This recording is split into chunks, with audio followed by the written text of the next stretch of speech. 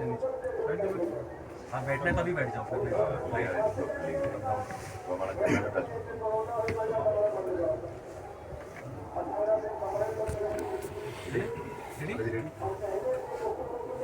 जी महाराज। मेरा नाम स्वामी आनंद स्वरूप है। मैं सांभवी पीठ है उसका पीठाधिपति हूँ और एक हिंदुओं की सेना है काली सेना, उसका संस्थापक हूँ। जी, प्रश्न पूछते रहिए तो हम उत्तर देंगे। कुंभ के बारे में आपका प्रश्न था। कुंभ, कई कहानियां हैं कुंभ की। जो वैज्ञानिक कहानी है वो ये है कि जब बृहस्पति का चक्रमण एक राशि से दूसरी राशि में होता है तो कुंभ लगता, कुंभ योग बनता है, जिसको जो विशेष स्थान, दान, पुण्य और नदी अवगाहन के लिए प्रसिद्ध होता है। अभी 12 वर्ष बाद प्रयागराज में कुंभ हो रहा है। 2013 में हुआ था और अब 2025 में हो रहा है। इसके बाद फिर हम नासिक में मिलेंगे, फिर उज्जैन में मिलेंगे, फिर हरिद्वार में मिलेंगे। इन 4 जगहों पे चूंकि हमारे ऋषियों ने काल गणना से ये निकाला कि बृहस्पति के चक्रमण के समय इन 4 जगहों पे स्थान का विशेष महत्व होगा और उसका विशेष लाभ मिलेगा। एक अमृत योग की भी कहानी है कि जब समुद्र मंथन हुआ तो समुद्र मंथन से तमाम रत्नों, मणियों, देवताओं के साथ साथ अमृत भी निकला, क्योंकि अमृत के लिए ही वो समुद्र मंथन हो रहा था। तो जब मंथन हुआ तो देवता और दानव दोनों लोग मंथन में भाग ले रहे थे, लेकिन जब अमृत निकला तो इंद्र के पुत्र ने उसको लेकर के भागना शुरू किया और उस भागने के क्रम में, युद्ध के क्रम में, चूंकि यह युद्ध 12 दिन तक चला देवताओं का, जो मनुष्यों के 12 वर्ष के बराबर होता है, तो उन 12 दिन का युद्ध 12 वर्ष में जब व्यतीत हुआ और उस काल में 4 जगहों पर यह अमृत छलका, वो अमृत की बूंदें आज भी हम प्राप्त करने के लिए हर 12 वर्ष पर कुंभ में मिलते हैं। तीसरा भी एक बात है कि जब आदि शंकर के जमाने में कम्युनिकेशन का कोई साधन नहीं था, पंचदेव उपासना को लेकर के इन 4 जगहों पे मीटिंग हुई। चूंकि देवताओं की श्रेष्ठता, अपने अपने संप्रदायों की श्रेष्ठता को लेकर के संतों में आए दिन झगड़े हुआ करते थे।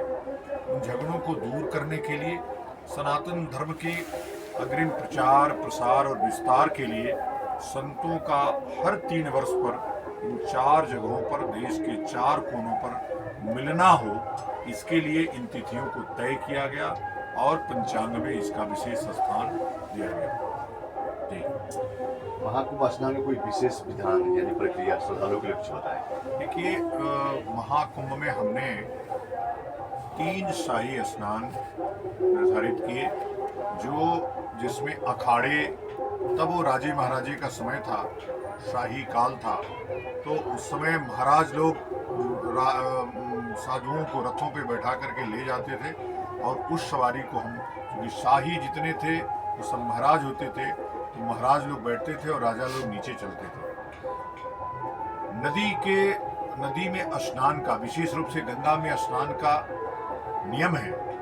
जो 21 कर्म गंगा में वर्जित हैं वो पुराणों में लिखा गया है और कई जगह ये उल्लेख मिलता है। महाभारत के नदी पर्वों में भी मिलता है कि जो जब गंगा में स्नान करने जाएं तो कुल्ला मत करें, पर तीर्थ की प्रशंसा मत करें, छपक के नहाए नहीं, गंगा में कपड़े न धोएं, दातून न करें, कचरे न करें। तो इस तरह से कुल 21 काम गंगा में वर्जित हैं। श्रद्धालुओं को चाहिए कि जिस प्रकार से आप मंदिर में जाते हैं और अनुशासन में रहते हैं, तो गंगा भी प्रवाहमान अमृत का एक मंदिर है, प्रवाहमान एक जल का मंदिर है, उसके साथ मंदिर जैसा व्यवहार करें। चप्पल आदि पहन कर के पास में न जाएं, गाड़ी लेकर के तो कतई मत जाएं। सुदूर कम से कम 200 मीटर दूर चप्पल उतार करके साष्टांग प्रणाम करते हुए जल में धीरे से प्रवेश करें। 1 से 5 डुबकी लगाएं और अगर कपड़े में हैं तो कपड़ा पहन करके ही बाहर आएं। उन कपड़ों को उसमें ना निचोड़े न धुलें। तो इस तरह के जो नियम है वो पुराणों में वर्जित है। असली सनातनी वही है जो शास्त्र के आदेश को माने, जो शास्त्र की मर्यादा को रखे, जो गंगा की मर्यादा को रखे, तीर्थों की मर्यादा को रखे।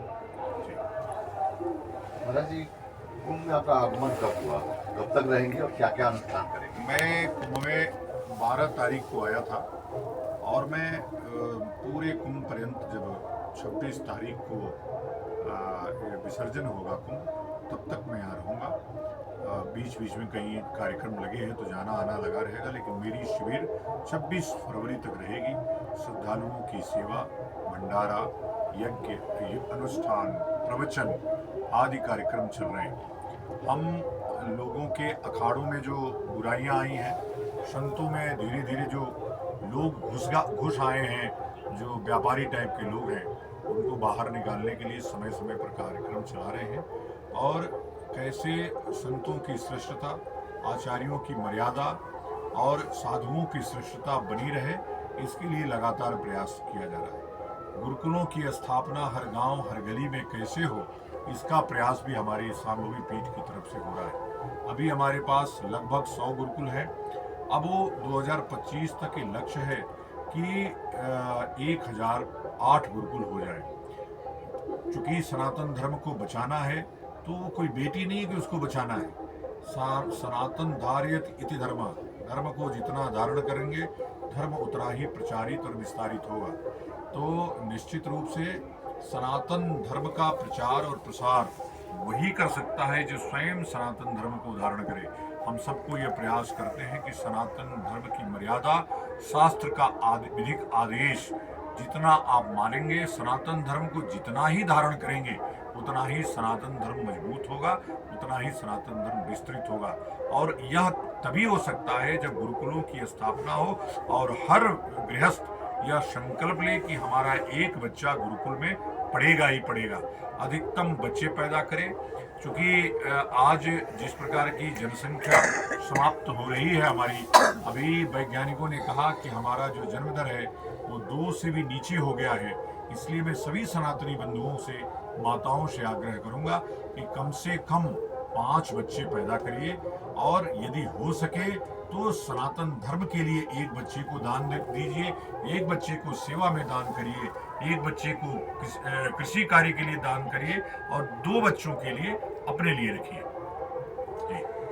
जी, इस बार कुंभ की व्यवस्था कैसी है? कोई विशेष सुविधा जिससे आप प्रसन्न हो? कुंभ की देखिए, कुंभ चूंकि हम अमृत प्राप्त करने आते हैं, यहाँ त्याग की प्रवृत्ति को बढ़ाने आते हैं, माँ गंगा के गोद में सोने आते हैं, उनकी लिए अनुष्ठान करने आते हैं, सनातन धर्म की प्रगति के लिए, सदगृहस्थों के लिए और सनातन धर्मियों की प्रगति के लिए हम यज्ञ अनुष्ठान करते रहते हैं। इसलिए व्यवस्था पे बहुत ध्यान नहीं देते हैं, लेकिन पिछले कुंभों से इस कुंभ में निश्चित रूप से व्यवस्था ठीक नहीं थी और तमाम संत इससे नाराज हुए। और ये अगली सरकार को चाहिए कि यदि आप पैसा खर्च कर रहे हैं तो सभी जितने भी साधु संत महंत संस्थाएं अपना वो लगा रही हैं, उसमें हर व्यक्ति तक समान रूप से सुविधा पहुंचे। किसी को अब सुविधाओं का अंबार लगा देते हैं और किसी को पानी के लिए तरसा देते हैं, किसी को एक टेंट के लिए तरसा देते हैं। तो यह जो सरकारी व्यवस्थाएं हैं, ये ब्यूरोक्रेट की गलती थी। मैं इसमें योगी की कोई गलती नहीं मानता। योगी ने अपने तरफ से पूरी निष्ठा से, लगन से और बार बार आते रहे। एक बात और, यह कुंभ पूरी वीआईपी कुंभ बना रहा। वीआईपीओं की वजह से जनता को बहुत कष्ट हुआ है। वो आगे से ऐसा न हो, ये प्रयास करे और आगे से जो अखाड़ा परिषद रहे ये पूरा कुंभ उसको देना चाहिए, ना कि मेला प्रशासन को देना चाहिए। अखाड़ा परिषद के पास यदि मेला की जिम्मेदारी होगी तो निश्चित रूप से साधुओं को समुचित व्यवस्था और गृहस्थों, चूंकि उनका लगाव होता है अपने भक्तों से, अपने शिष्यों से, इसलिए यह पूरा मेला प्रशासन से यह मेला चेंज करके अखाड़ा परिषद को दे देना चाहिए। महाराज जी, इस महाकुंभ में धर्म संसद होने जा रही है, जिसमें सनातन बोर्ड बनाने का मुद्दा प्रमुख होगा। इस पर आप क्या कहना चाहेंगे? सनातन बोर्ड, आज जब आप हमारा इंटरव्यू कर रहे हैं तो ये सनातन संसद हो चुकी है और उस संसद में जो सनातन बोर्ड की मांग हुई है वह बोर्ड की, भारत के सनातन धर्म को कोई आवश्यकता नहीं है, बोर्ड की कोई ज़रूरत नहीं है। और हमको संपूर्ण शिक्षा व्यवस्था, संपूर्ण शासन व्यवस्था चाहिए, न कि एक छोटा सा बोर्ड चाहिए। हम भारत को हिंदू राष्ट्र बनाना चाहते हैं, हम भारत की शिक्षा व्यवस्था को सनातनी करना चाहते हैं, इसलिए संपूर्ण भारत जो देवताओं द्वारा हिंदू सरोवर से लेकर के हिमालय पर्यंत जो हमारा भूभाग है वो हिंदुस्तान है, हिंदुओं का देश है, तो उसकी शिक्षा व्यवस्था और शासन व्यवस्था हिंदुओं के अनुरूप, उसके धर्मशास्त्रों के अनुरूप होना चाहिए, न कि बाह्य आयातित संविधान से चलना चाहिए। भारत 2035 तक हिंदू राष्ट्र होगा, ये इस कुंभ का कुंभादेश है, ये कुंभ का संकल्प है। महाराज जी, संस्कार परिवार को जो श्रद्धालु आए उनकी तरफ उनको, जो श्रद्धालु संस्कार चैनल को देखते हैं, संस्कार एक संस्कारवान चैनल है और धर्म हर घर में पहुंचे, लोगों के जिसको जानकारियां नहीं है, जो प्रवचन अपने पांडालों में नहीं देख सकते, वो संस्कार के माध्यम से देखते रहते हैं। मैं संस्कार परिवार को और संस्कार के समस्त दर्शकों को अपनी शुभकामनाएं कुंभ में प्रेषित करना चाहता हूं और ये चाहता हूं कि संस्कार आप देखते रहिए ताकि आपके अंदर सनातन संस्कार बना रहे।